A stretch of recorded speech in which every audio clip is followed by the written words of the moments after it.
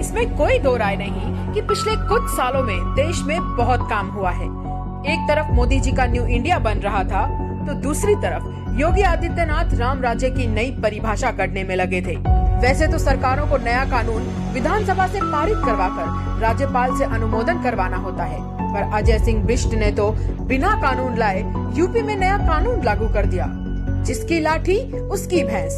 आपराधिक आंकड़े योगी आदित्यनाथ के इस करिश्मे की ताकीद करते हैं। बाबा जी के महिलाओं के बारे में विचार तो सभी को मालूम है। सो योगी जी ने इस बात की पुख्ता व्यवस्था की कि महिलाएं कहीं भी अकेली ना रह जाएं। जहां अकेली मिल जाएं, तो फिर कोई ना कोई अत्याचार तो योगी राज की पहचान है।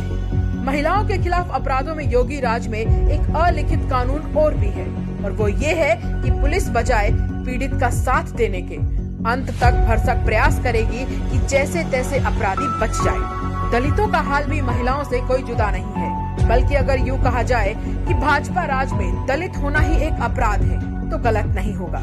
इस मामले में योगी राज में वर्तमान कानून की बजाय सदियों पुरानी रूढ़िवादी सोच को ही सबसे ऊपर रखा जाता है। वैसे तो किसानों के प्रति तो भाजपा का प्रेम पूरी दुनिया जान चुकी है, लेकिन इस हिंसक कथा पर खून की स्याही से मुहर योगी राज में यूपी में ही लगी थी।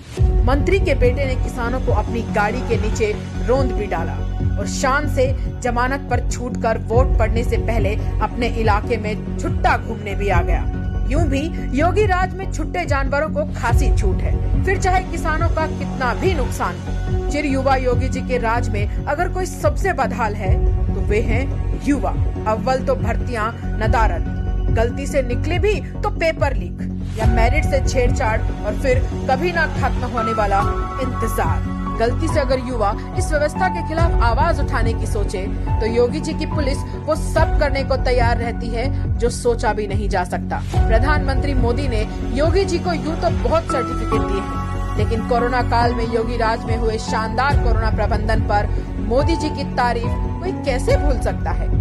साथ ही नहीं भूल पा रहा उत्तर प्रदेश कोरोना काल में ऑक्सीजन की कमी से उखड़ती एक एक सांस को, अस्पतालों में बिस्तर को तरसते एक एक मरीज को। यूपी ही नहीं, पूरा हिंदुस्तान नहीं भूला है गंगा किनारे के उन दृश्यों को जिन्होंने मोदी जी के न्यू इंडिया और योगी जी के राम राज्य की तस्वीरों को पूरी दुनिया के सामने रख देश को शर्मिंदा कर दिया था। योगी जी, तब आपकी बारी थी। जो आपको ठीक लगा आपने किया। अब जनता की बारी है। जो सबसे ठीक होगा वही किया जाएगा।